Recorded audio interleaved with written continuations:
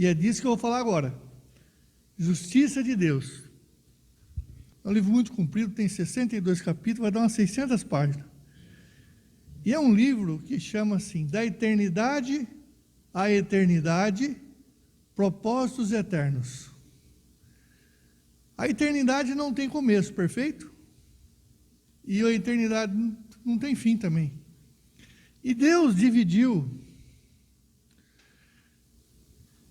o período de administração dele na humanidade em dispensações. Já ouviram falar nisso? Dispensações. São 7 dispensações.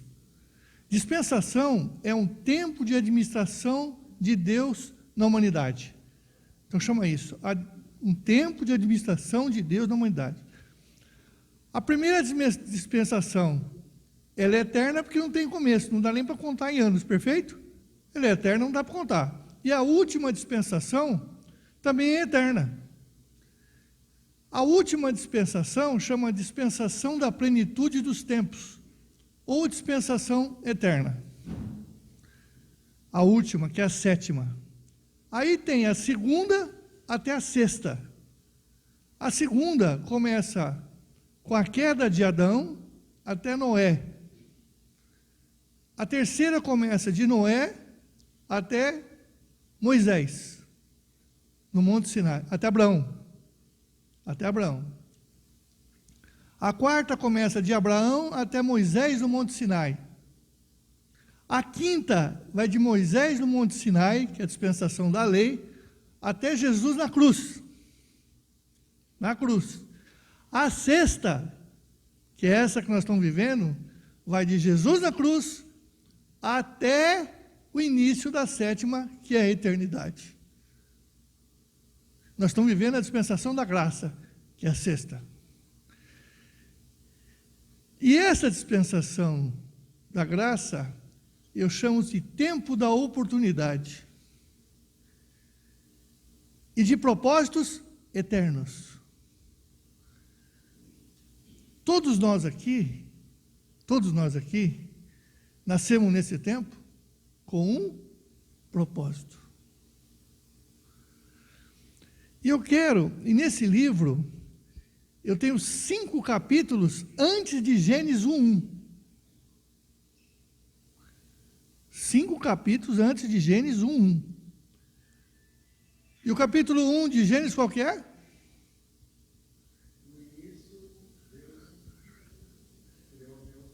Criou Deus os céus e a... Eu tenho 5 capítulos antes desse período. Interessante, né?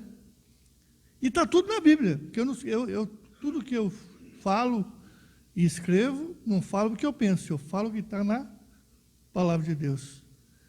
Então, esse capítulo é o capítulo 3. Antes de tudo existir, Deus criou tudo? Tudo. Mas teve um momento antes de tudo. Se Ele criou tudo, teve um momento. Tudo tem um começo, não tem? Tudo tem um início. Imaginem Deus antes das criaturas celestiais. Só o Pai, o Filho e o Espírito Santo. E Ele agora vai começar o maior projeto.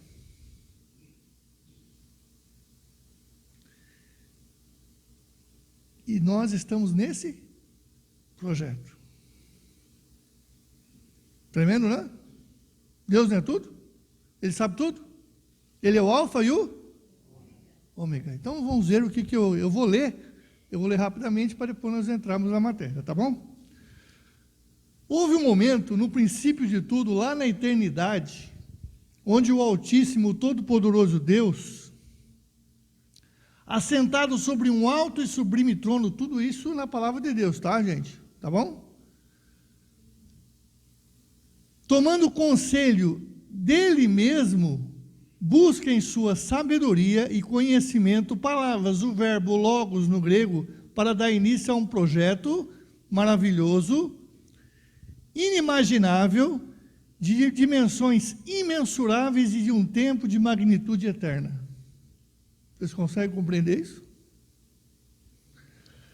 Provérbios 8:1. Não clama porventura a sabedoria e o entendimento não faz ouvir a sua voz? Provérbios 8:12. Eu, a sabedoria, habito com a prudência e disponho de conhecimentos e de conselhos. Eu, a sabedoria, habito com a prudência e disponho de conhecimentos e conselhos. Olha o Provérbios 8, de 22 a 25.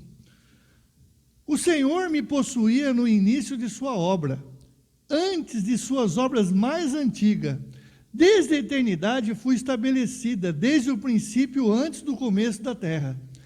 Antes de haver abismos, eu nasci, e antes ainda de haver fontes carregadas de águas. No capítulo 8 de Provérbios de Salomão, através de revelação divina, o Senhor nos diz que ele possuía sabedoria antes de tudo ser criado, e a sabedoria foi estabelecida desde o princípio, e ela nasceu antes de tudo.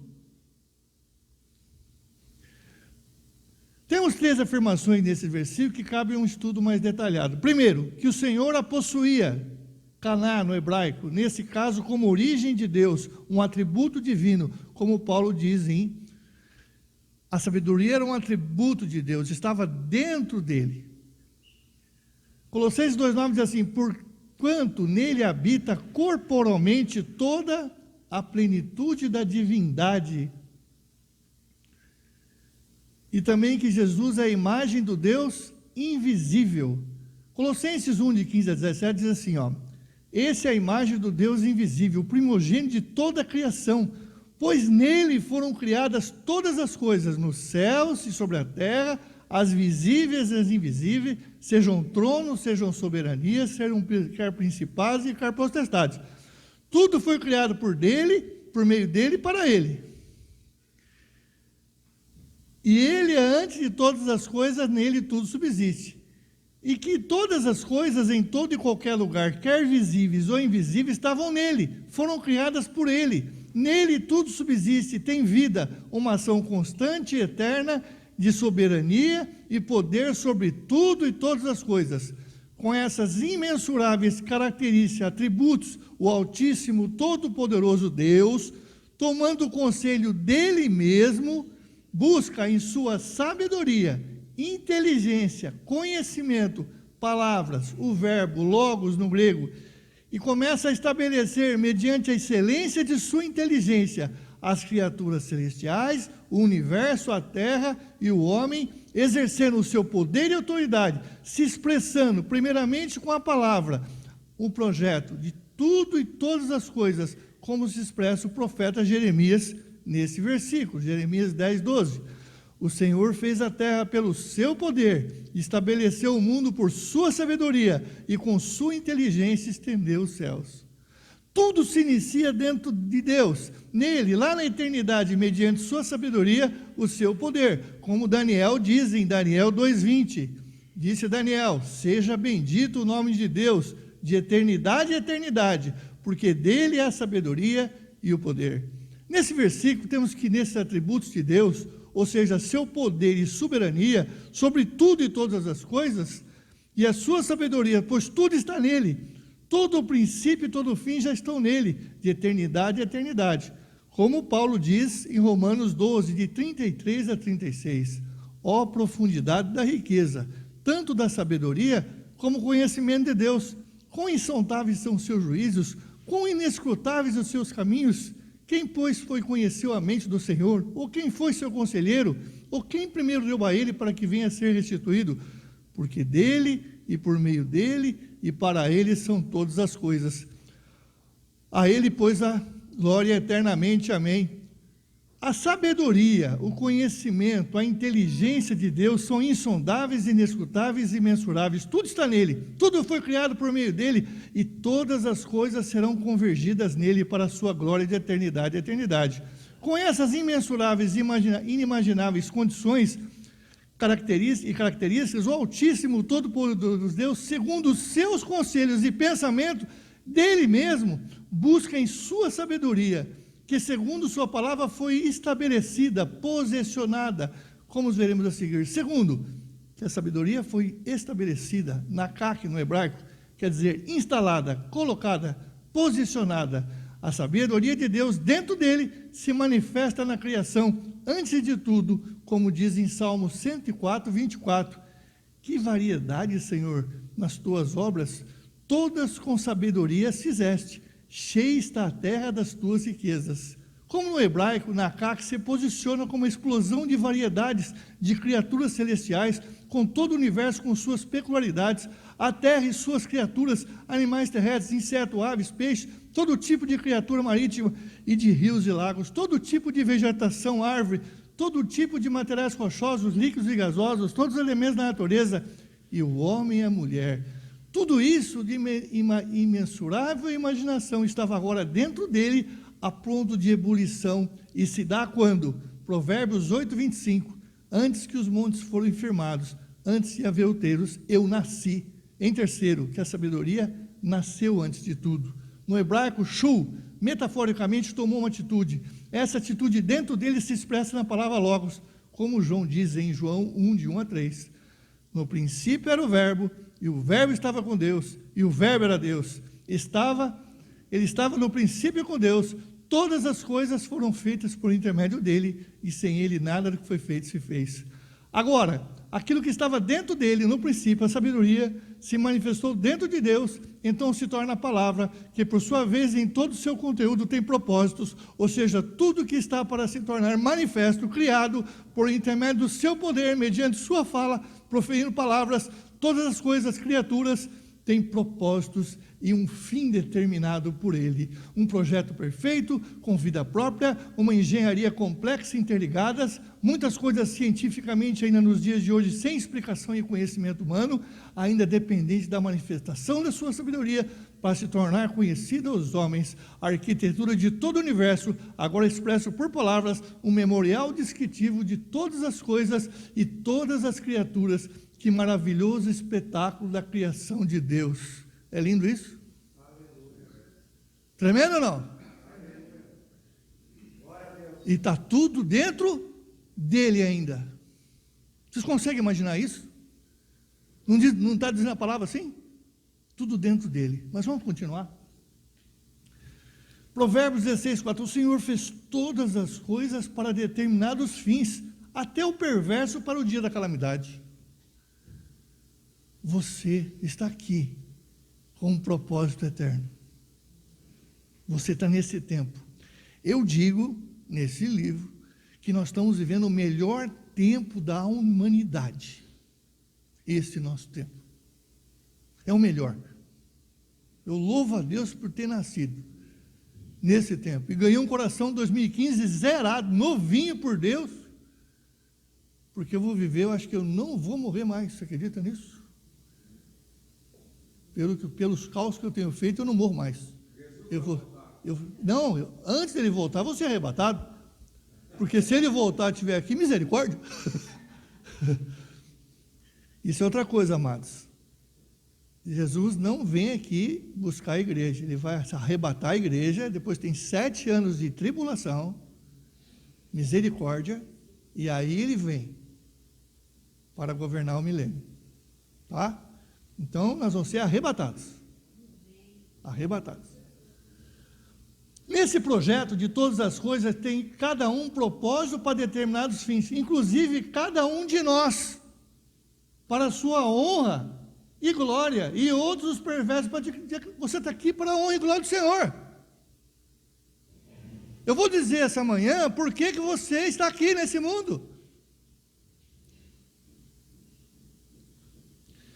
Que ele escreveu, não que eu escrevi, ele escreveu sobre você. Tem um livro escrito a seu respeito, você sabia disso? Foi escrito lá na eternidade. Nós temos que, juntando essas 3 afirmações, temos que a sabedoria foi o princípio de tudo. Teve sua origem em Deus, e houve uma explosão dentro de Deus, com sua sabedoria tomando posição e atitude em relação a tudo. Quando iria se criar, tudo criado por Deus, dando início ao verbo, logos, no grego a palavra, que saindo da boca de Deus tornaria manifesta a criação das criaturas celestiais, o universo, a terra, o homem e a mulher. Tudo começou com a sabedoria como instrumento de ação divina na criação antes de tudo. Como afirma o Senhor através desses versículos. Olha que coisa mais linda, amados.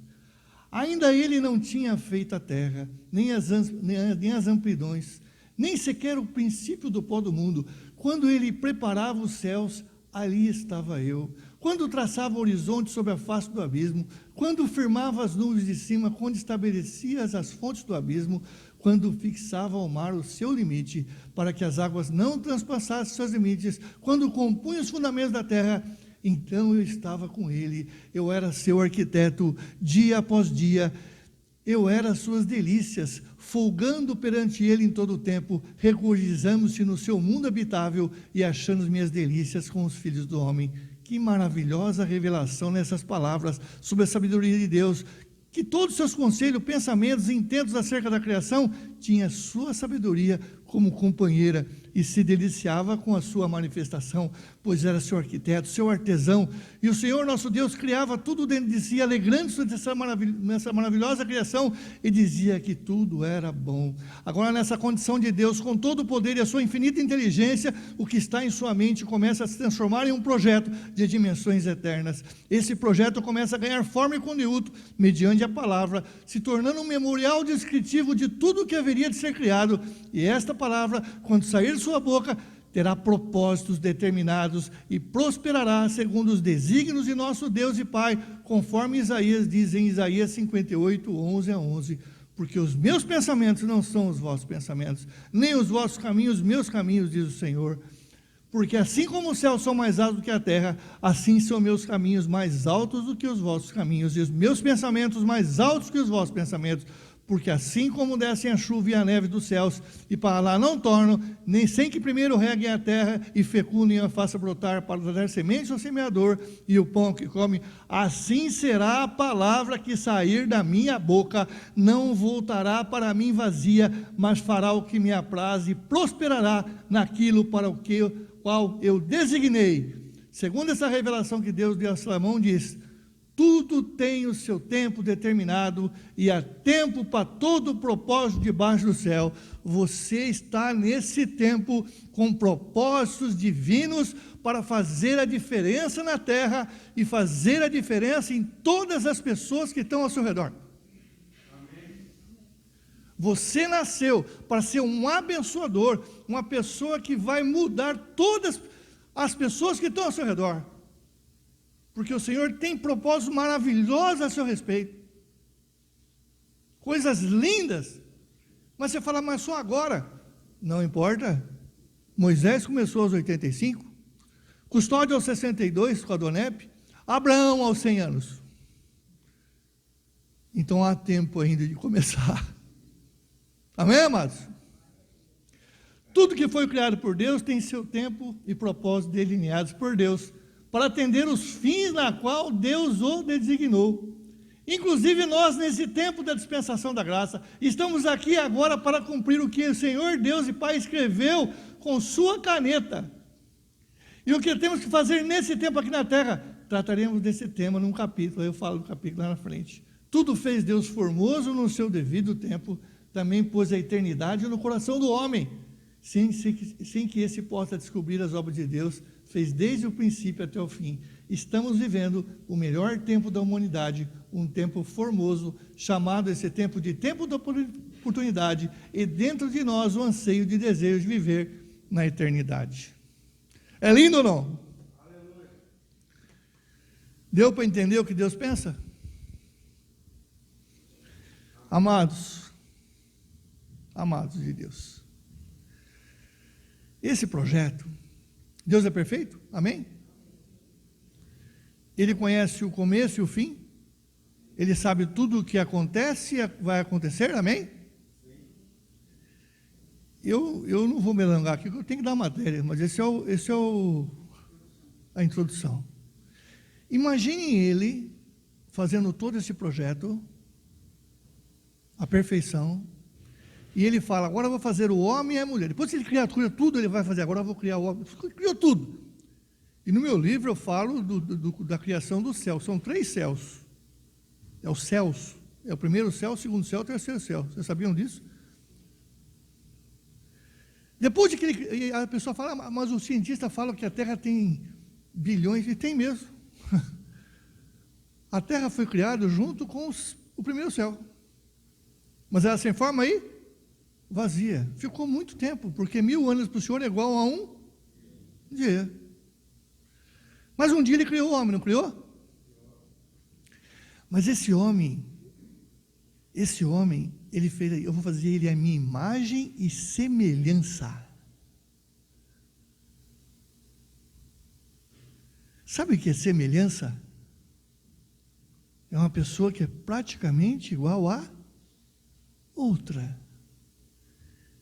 Eu quero fazer um homem que tenha a minha mente, que tenha o meu caráter, que tenha o meu espírito. Deus fez esse homem, e esse homem caiu. Lá no projeto, ele fez a seguinte colocação. Ele olhou para o projeto, pronto, dentro dele. Tem engenheiros aqui? Quando nós fazemos algum projeto, nós fazemos o projeto e fazemos um memorial descritivo, não fazemos? É isso?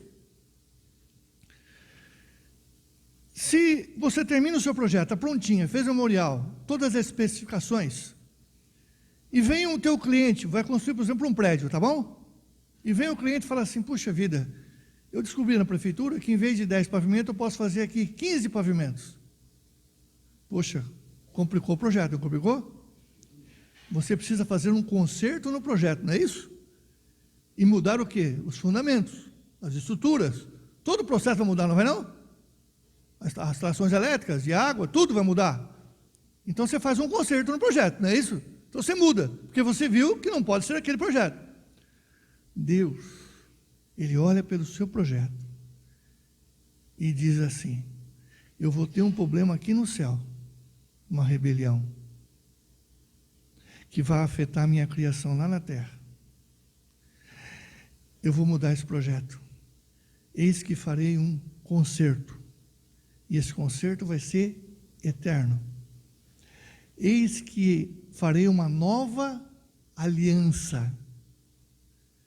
Mas para consertar esse problema que vai acontecer, o problema vai acontecer no céu, vai afetar onde? A terra.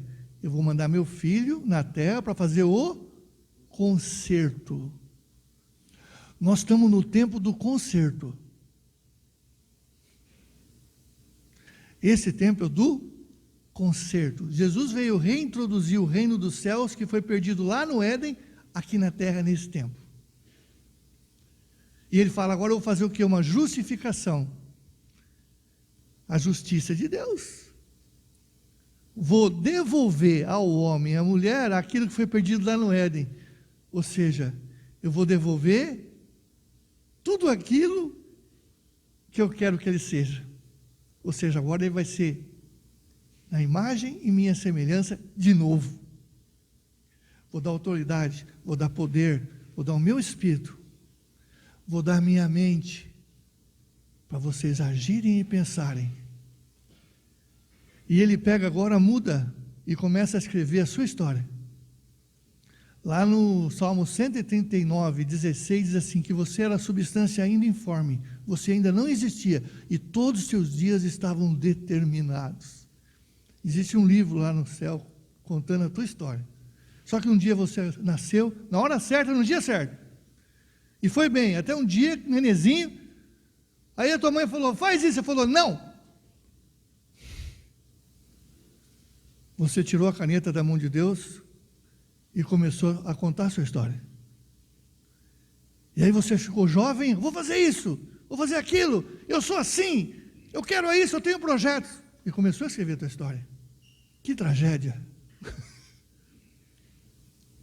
Quem lembra da minha conversão? A profeta falou que tinha uma caneta de ouro em cima da minha cabeça, vocês lembram disso? E Deus escreveu a minha história a partir daquele momento? Quem lembra disso? Essa caneta, eu não entendi na hora, depois eu entendi. Eu devolvi a caneta para a mão dele, falei, eu não quero mais escrever minha história. O Senhor vai contar aquilo que está escrito antes da fundação do mundo, para esse tempo que eu estou aqui. Eu não faço nem agenda mais, amados. Não faço, quem faz minha agenda é Ele. Não tomo não falo nada se Ele não dizer o que eu devo falar. Nenhuma atitude minha. Porque a pergunta que temos que fazer a todo instante, o que Ele faria no meu lugar?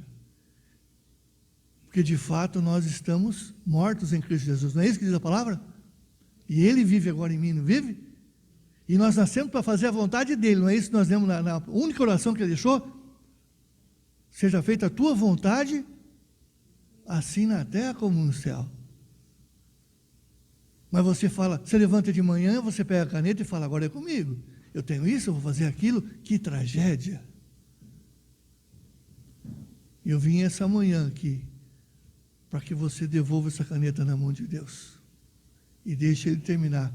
Capítulos maravilhosos. Talvez não vai ser na hora, porque você saiu muito longe do caminho do Senhor. E Ele vai endireitar tuas veredas. E vai trazer você de volta. No que exatamente está escrito a seu respeito. Lá. E é uma história maravilhosa. Poderosa.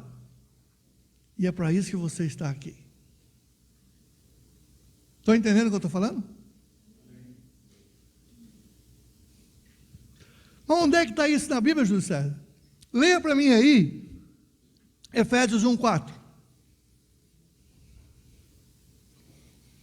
Efésios 1:4. Agora a coisa vai começar a esquentar. O que diz aí?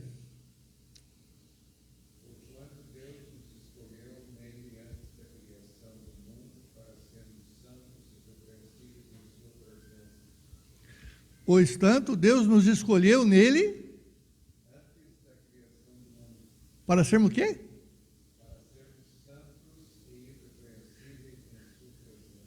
Outra tradução diz aí? Fala, vamos ver.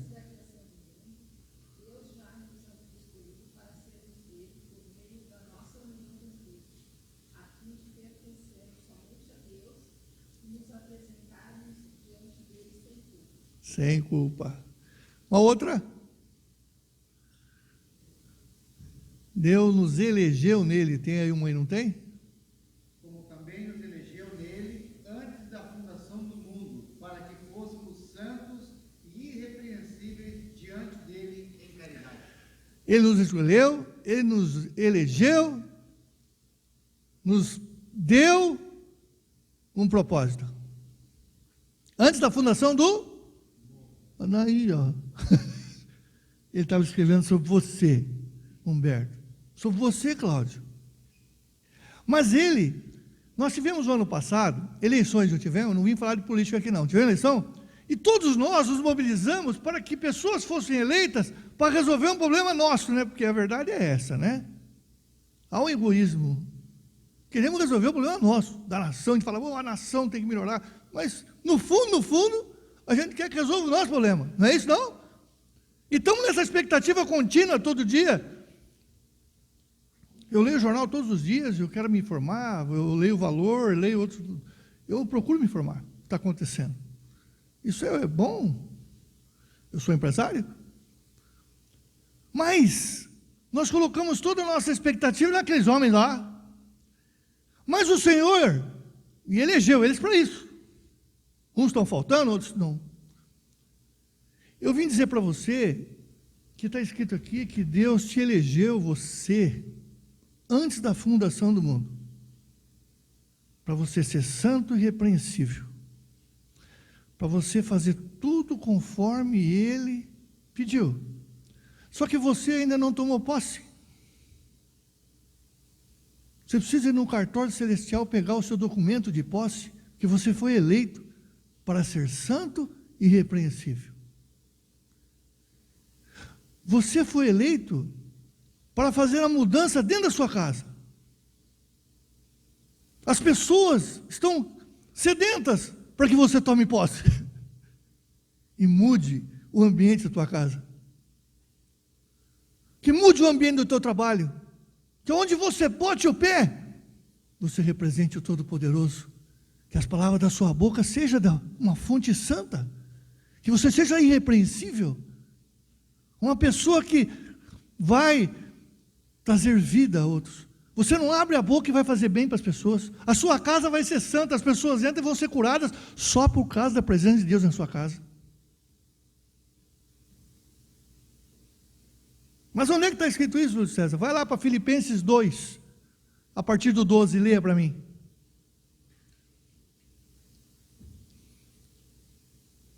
Filipenses 2, a partir do 12.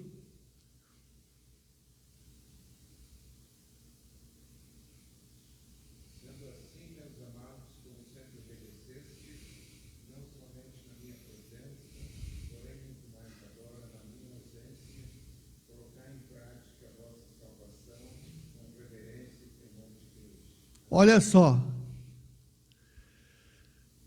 colocar em prática a salvação, toma posse. Em outras Bíblias tem desenvolver a vossa salvação com temor e tremor. O que é?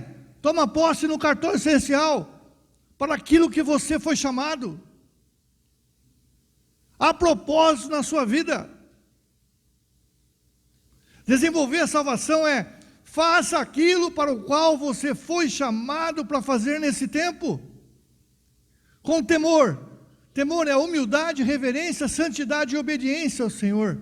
E tremor, dê tudo de si para representá-lo em excelência nesse tempo daqui na terra. Você nasceu para ser um abençoador, você nasceu para fazer diferença às pessoas. E quando você faz o bem às pessoas, você dá amor às pessoas, vira uma questão de reino na sua vida.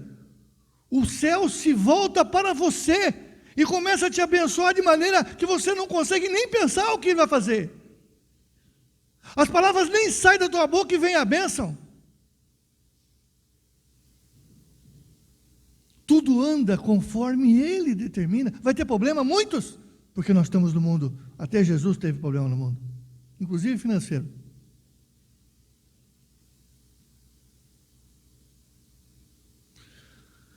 Continua. Desenvolver com temor e tremor. Fazei tudo sem murmurações nem contendas. Tudo é? Tudo. Pare de murmurar. Pare de murmurar. Pare de contender. Fazei tudo sem murmurações nem contendas, mesmo na adversidade, dê glórias a Deus. Porque se for necessário você passar pelo deserto, será pelo seu aperfeiçoamento. Se você está em posição de justiça, em posição de santidade, vestes brancas, óleo na cabeça, que vem o deserto, porque você vai sair perfeito. E o deserto vai fazer bem para você. Que toda adversidade é uma oportunidade para que o Pai seja glorificado no Filho. Todo problema é uma oportunidade para que aconteça um milagre. Na minha casa já teve câncer, a Rosinha teve câncer nos seios. Foi fazer uma cirurgia plástica, acharam que era problema na plástica, estava lá um tumor desse tamanho. Foi lá na médica, fiz a biópsia, estava câncer, tumor grande assim. Aí um queria fazer a quimioterapia, outro queria fazer radioterapia, queria fazer a cirurgia, queria fazer isso. E dois médicos, um médico e uma médica começaram a discutir os dois lá. E faz isso, faz aquilo. Eu falei, Rosinha, vamos embora, deixa você discutir aí, e Jesus vai te curar. Levei ela para casa. Coloquei a mão na cabeça dela. Repreendi aquele espírito de enfermidade. E Jesus falou, está curado. Eu falei, você está curado, Rosinha? Ela falou, mas é agora? Eu falei, pode, deixa aqueles brigando lá, na hora que tiver uma oportunidade, você faz o exame de novo. Aí fez o exame de novo, tirou outro pedaço lá. O caroço estava lá, mas estava morto, porque o espírito saiu. Mas ficou o caroço. E o caroço, vai fazer o quê? Vai fazer uma cirurgia? Eu falei, não. Vamos orar a Deus para ele tirar o caroço. Foi a primeira vez que eu conversei com o caroço na minha vida. Eu falava, caroço, acabou o seu tempo aí. Caroço, saia desse corpo no nome de Jesus. Caroço, saia. Na hora ele não saiu, mas em 30 dias não tinha mais caroço. Está até agora. Jesus está vivo, está aqui agora. Ele está aqui agora. Ele está aí, sabia? Lá no mesmo Salmo 139, diz assim, que Jesus nos cerca por detrás e por adiante, e sobre a nossa cabeça põe a mão. Coloca a mão na cabeça da pessoa. Se você não tiver alguém, coloca na sua própria cabeça. Você conseguiu alcançar ou não? Se Jesus põe a mão na tua cabeça, onde é que ele está agora? Está aí. Só que você não conversa com ele. Você passa o dia inteiro e ele está do lado querendo falar. De repente ele fala, não entra aí, você entra. Não fala isso, você fala. Porque você não deixa ele falar.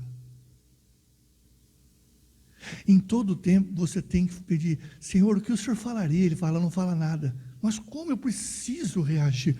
Jesus fala, não fala nada, que eu vou te dar vitória, que eu sei todas as coisas. Fala isso, não fala isso, faça isso. Esse é o nosso Deus. Ele quer ser nosso amigo íntimo. Ele fala assim, já não vos chamo de servos, mas vos chamo amigos, porque ao servo o Senhor não dá a conhecer todas as coisas, mas o amigo sim. E eu, como seu amigo, vou dar a conhecer tudo o que o Pai é. E eu vou anunciar todas as coisas que vão acontecer. Mas se você quiser ser meu amigo, faça o que eu vos mando. Não fosse vós que escolhesse a mim, diz o Senhor, mas eu escolhi a vós outros, para que vades e deis fruto. Fruto é karpós no grego. Fruto é bondade, amor, misericórdia, paciência, paz, alegria. Vocês têm que estar produzindo fruto. Lembra que eu falei no primeiro Colossenses aqui, ó? Produzindo fruto. Vades e que deis fruto, e o vosso fruto permaneça. Quando você está dando fruto continuamente, exalando amor, exalando esperança, alegria, paz. Vocês estão sentindo paz aqui?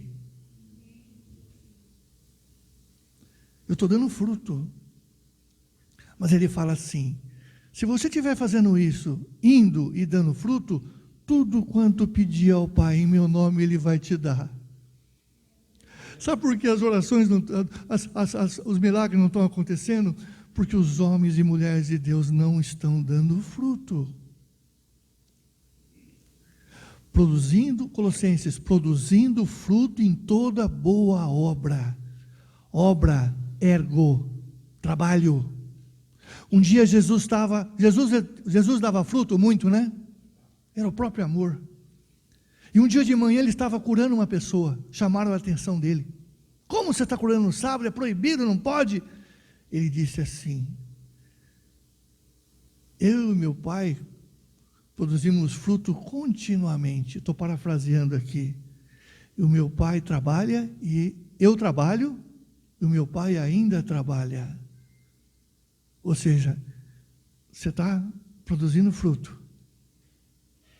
E tudo que ele pede ao Pai, o Pai concede. Você precisa produzir fruto. Você precisa estar enxertado na videira que é Jesus. E produzir mais fruto, e o Pai vem e te limpa. E você produz mais fruto, e você produz mais fruto. E se você tiver em mim e eu em vós, tudo que pedires o meu Pai, Ele vai conceder e vai acontecer. Você nasceu para ser bênção aonde você botar o seu pé. Enchei-vos do Espírito. Em todo o tempo sejam alvas as tuas vestes, santidade, posição de justiça, sem pecado, ninguém a perdoar, e não falte óleo sobre a tua cabeça. Óleo na cabeça é fogo. Como é que era no dia de Pentecostes? O que aconteceu? Eles foram batizados, não foram? E o que tinha na cabeça deles? Fogo. Vocês não estão vendo aqui, mas eu estou pegando fogo. Há óleo na minha cabeça. E só vem óleo na cabeça daqueles que estão no centro da vontade de Deus, fazendo aquilo. Antes da fundação do mundo, foi marcado esse encontro aqui. Não foi você que marcou, foi Ele que marcou. Muitos desobedeceram e não estão aqui nessa manhã. Mas vocês, mediante o Espírito de Deus, estão aqui para ouvir essas palavras que veio lá do céu para mudar suas vidas.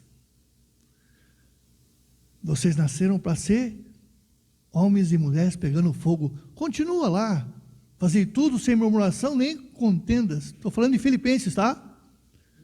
Para que vos torneis filhos de Deus, irrepreensíveis, inculpáveis, no meio de uma geração pervertida e corrupta, na qual resplandeceis como luzeiros do mundo. Vocês nasceram para ser luz.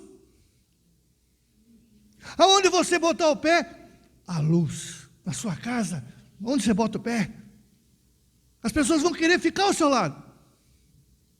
Você não vai abrir sua boca e as pessoas vão dizer: gostei de conversar com você. Porque você vai emprestar os ouvidos. A sua pessoa vai trazer esperança porque você está repleto da glória de Deus na sua vida. Você nasceu para isso. Fala para a pessoa que está do teu lado: eu estou esperando você tomar posse.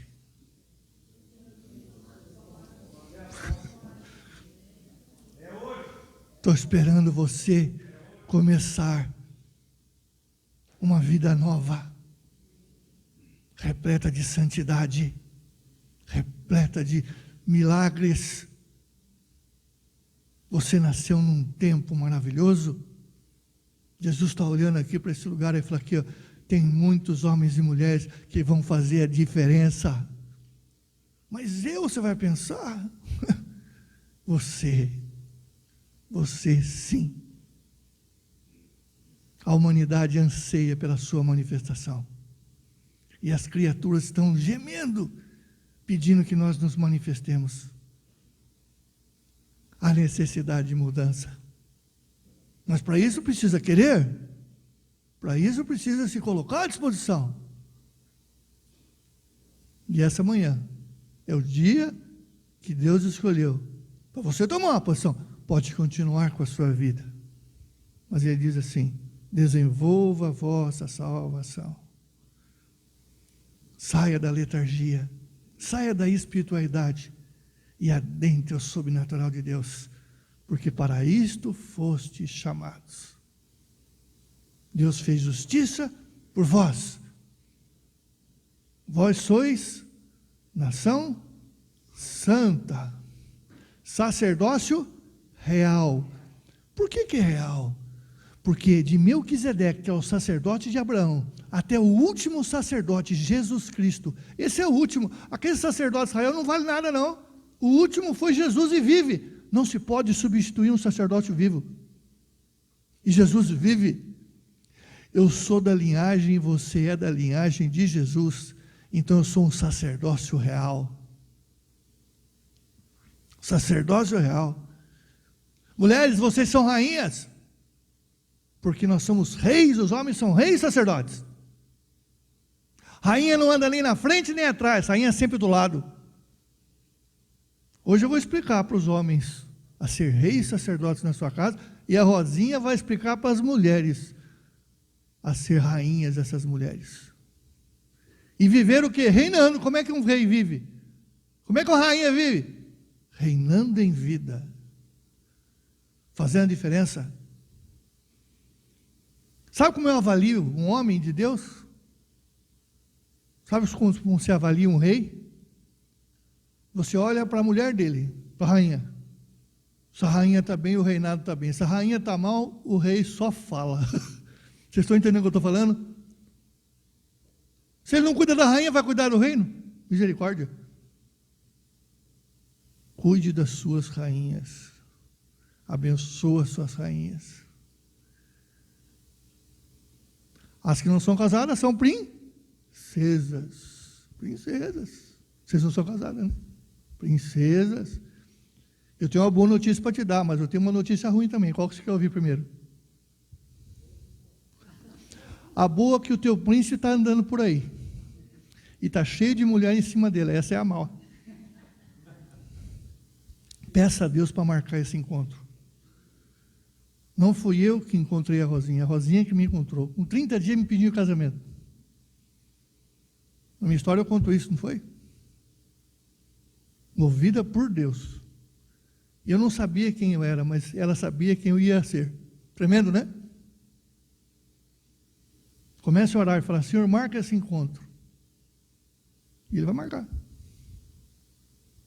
Vocês nunca pediram isso, né? Tem que pedir. Tudo que ligares ao céu será ligado na...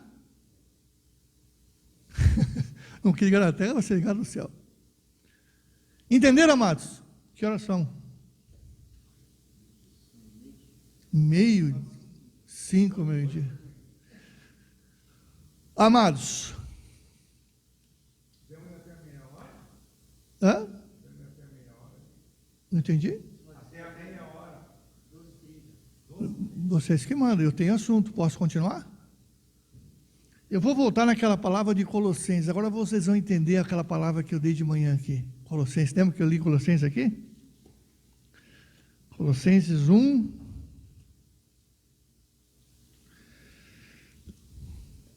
Vê se vocês entendem isso aqui agora. Por essa razão, 1:9.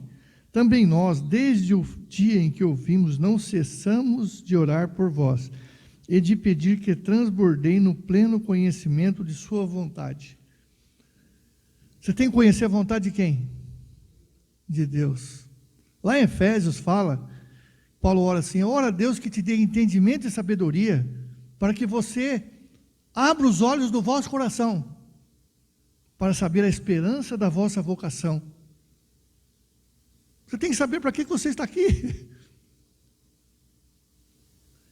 Quando você não quer ir, Deus faz circunstância e leva você até aquele lugar. Mas você tem que permitir que Deus faça isso. Eu digo para vocês, eu não faço mais agenda, nem para negócio, porque os negócios Ele manda para mim. O que eu li? Eu digo que o homem não pode receber coisa alguma se do céu não for. Eu tenho que conversar com quem? Com Ele. Ele falou que disse que ia me revelar tudo que eu ia estudar e ainda coisas que hão de vir. Coisas que hão de vir, o que é? Coisas que vão acontecer. Ele sabe tudo. Eu não quero mais entrar em fria. Olha o que eu vou falar para vocês aqui agora. Nem tudo que é bom é certo. Nossa, José, agora você foi profundo. Nem tudo que é bom é certo. O que é certo é fazer a vontade de Deus. Tem muita gente fazendo coisas boas que não procede do céu. Difícil isso, né? Quer que eu dê um exemplo? Jesus. Vou dar um exemplo de Jesus. Quer um exemplo bom? Jesus, né? Melhor que isso não existe. Existe? Olha essa história. Essa história está no livro de Flávio Josefo. Chama Eusébio de Cesareia, esse homem escreveu. Flávio Josefo não. É História Eclesiástica de Flávio Josefo. Eusébio de Cesareia. Oh, meu Deus. Flávio Josefo é os hebreus. Esse homem escreveu os 300 primeiros anos da igreja. E tem uma história que tinha um rei em Edessa, um rei muito rico, e ele foi acometido de uma enfermidade sem cura. E ele lá em Edessa ficou, rei Ágabo, ficou sabendo que Jesus, os mensageiros, traziam que Jesus estava operando milagres na Galileia. E esse rei manda uma carta para um mensageiro de nome Ananias, dizendo assim: estou vendo os sinais que tem feito aí entre os homens. Se não é Deus, é o Filho. Também estou sabendo que os judeus querem matá-lo. Eu tenho um exército muito grande, vou contra os judeus. E mais, o meu reino é bem grande. Posso dividir ao meio contigo. Mas peço que venha curar-me, porque estou enfermo. Uma doença sem cura. E mandou a carta para Ananias. Amados, essa carta existe até hoje. Olha que tremendo isso. Imagina Ananias chegando lá na Galileia com essa carta na mão e pede para os discípulos entregar e entrega a carta. Jesus abriu a carta e leu e comentou assim com os discípulos assim: que fé, não viste e creste. E ele escreve uma carta a Jesus. Essa carta existe até hoje. Estou impressionado com a vossa fé. Imagina os discípulos ali do lado, hein? Estou impressionado, não viste e crestes, mas eu não posso ir ter contigo, porque em breve vou para o meu Pai. Olha que coisa de doido. Mas quando estiver lá com meu Pai, eu vou mandar um dos meus discípulos aí, E Ele vai levar cura para você e salvação a todos os seus. Jesus morreu, ressuscitou. O rei recebeu a notícia, só veio a notícia cair de volta. Ele ficou esperando. Jesus morreu, foi para o céu, ressuscitou. Um dia aparece um tal de Tadeu, acho que é Tadeu, lá em Edessa, e começou a operar sinais em nome de Jesus. Chegou uns 2 sujeitos e falou: rei, tem um cara lá na praça, lá na cidade, falando daquele Jesus, você mandou a cartinha. Ele falou: traga ele à minha presença. Os caras pegaram lá, pegaram o sujeito, trouxeram a presença do rei. Ele falou: você está falando de Jesus? Ele falou: ele que me mandou aqui. Lá do alto, me mandou aqui falar contigo. Junta a sua família essa noite que eu vou trazer salvação e cura para todos os seus. E ele foi curado. A família dele recebeu salvação. Um general dele foi curado do joelho. Aí eu pergunto, Jesus falou para mim: Júlio César, nem tudo que é bom é certo. Quando você está lendo um livro, ou você está meditando a palavra de Deus com Jesus do lado, é diferente. Ele explica tudo para você. Ele falou: seria maravilhoso, imagine a mídia local, eu curando um rei, olha como ia alcançar, não é verdade?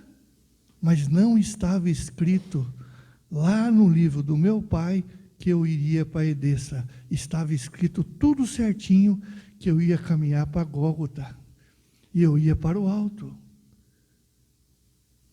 Mesmo que era meu ministério, que era salvar, levar cura, nem tudo que é bom é certo. O que é certo é fazer a vontade de Deus. Está na hora de você mudar de fazer coisas boas e fazer as coisas certas. E para fazer a coisa certa, tem que estar com Jesus em todo o tempo, a toda hora. Não basta. Olha só a pergunta que eu vou fazer para vocês agora. Todos aqui têm. Quem tem irmãos aqui ou irmãs, levanta a mão. Todos têm irmãos e irmãs? A senhora não tem? Não tem. Então, a senhora está livre da minha inflexão aqui. Vocês gostam dos seus irmãos? Quem gosta, levanta a mão. Amam ele? Amam? Sim. Bastante mesmo? Sim. Mas nenhum de vocês aqui são íntimos dos seus irmãos. Se ajudam, conversam, mas intimidade nenhum tem. Jesus é o nosso irmão mais velho, porque ele é o primogênito de muitos irmãos, mas ele está pedindo essa manhã: eu quero ser íntimo seu. Eu quero andar com você 24 horas, quer levantando, quer dormindo, eu quero ser teu íntimo. Eu quero ajudá-lo a ser uma bênção nessa terra, nesse teu tempo. Vocês estão entendendo isso, amados? Jesus quer intimidade. Eu converso com ele o dia inteiro. Para não errar. Você lembra que Jesus dizia assim: o que eu falo, o que eu digo, não sou eu que falo, mas o Pai bota as palavras na minha boca? Você lembra disso? Ele tinha uma comunhão com o Pai. Ele ia para o monte, tu falar, tem que orar no monte. Mas se tu fosse orar no monte, então numa terra plana está morto, coitado, né? Tem que viajar 500 quilômetros para ir no monte, né? Ele ia no monte, que era o único lugar que o pessoal não ia, porque só tinha gente do lado dele. Ele saía, ia para o monte orar sozinho. Nós não precisamos ir para o monte, nós podemos ir para o nosso quarto. Orar é conversar com Deus. Orar é conversar com Ele. E conversar a Jesus. Olha a situação que eu estou. Ele sabe tudo, mas você tem que falar: coloque tuas. Jesus, o que eu faço nessa situação? E Ele vai dizer. Uma vez eu perguntei para Jesus assim: Jesus, quando a gente está numa situação bem difícil, como é que faz? Ele falou assim: imagine você num palco de um teatro, e só está eu e você lá nas cadeiras, e você também está lá no palco contando aquela tua tragédia, e eu e você assistindo aquele espetáculo da tragédia. Aí eu olho para ele e falo: mas Jesus, que situação difícil. Está o Júlio César lá, né? Ele vai falar assim: está difícil. Eu falo para ele: só um milagre para resolver aquela situação. Ele fala: só um milagre. E ele diz para mim: eu faço milagres. Toda situação nós temos que sentar com Jesus e conversar acerca do que está acontecendo com a gente nas adversidades. E Ele vai dizer o que nós temos que fazer. Deus tem colocado palavras na minha boca, para até dizer o que está acontecendo com as pessoas. acerca de seus problemas, porque Ele sabe tudo de cada um de nós. Jesus está falando com cada um de vocês hoje, a cada um ao seu tempo, cada um ao seu tipo, cada um à sua maneira. Vocês estão ouvindo Jesus falar? E Ele quer mudar a sua vida. O seminário da associação é um tempo de Deus para que Ele fale aos seus. Palavras proféticas, porque Ele quer levar você a um patamar muito mais alto que você imagina. Você não tem ideia o que Deus pode fazer por você. E vai fazer, eu creio, até o final desse dia. Entenderam o que é a justiça de Deus? Falei sobre a justiça de Deus, amado? Falei? Falamos. Mas eu falei uma coisa aqui, eu vou ministrar, à tarde vai ter mais gente, né? Eu disse assim: em todo o tempo sejam alvas as tuas vestes, e não falte óleo sobre a sua cabeça. Lembra disso? Eclesiastes 9:8. Vestes brancas é santidade, é você estar sem pecado e sem ninguém a perdoar. E óleo é temor e tremor ao Senhor. O que é isso? Óleo é você ter humildade, reverência, santidade e obediência. E tremor é fazer tudo aquilo que Deus quer que você faça com toda a sua força. E aí vem o óleo e você começa a pegar fogo. E Jesus começa a usar você em todo e qualquer tempo. Vocês vão sair daqui hoje pegando fogo. Mas eu vou ministrar isso de tarde, numa matéria que eu vou dar, que chama Autoridade e Honra. Autoridade e honra. Vamos ficar de pé?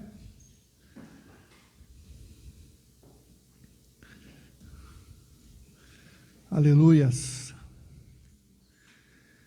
Aleluias. Ó Santo Deus e Pai. Ó Santo Deus e Pai. Papai. Papai. Obrigado por esse dia, por essa manhã gloriosa. Obrigado por essas palavras, que é um bálsamo na nossa cabeça. Obrigado porque vem de Ti, e certamente está mexendo com as nossas estruturas. Pai, limpa esses vasos, purifica essas vidas, santifica-os na palavra, na Tua verdade, Papai. E Pai, cuida deles, ministra a eles, que nada os tire, que essa palavra esteja enraizada em seus corações, fundamentadas, que eles não possam mais esquecê-la, e que de fato esses homens e mulheres tomem posse dos propósitos aqui definidos, antes da fundação do mundo, no seu projeto, para que eles fossem, nesse tempo, homens e mulheres abençoadores, filhos de Deus inculpáveis, mas luzeiros do mundo. Eu vos abençoo no nome do Senhor Jesus. Amém e amém.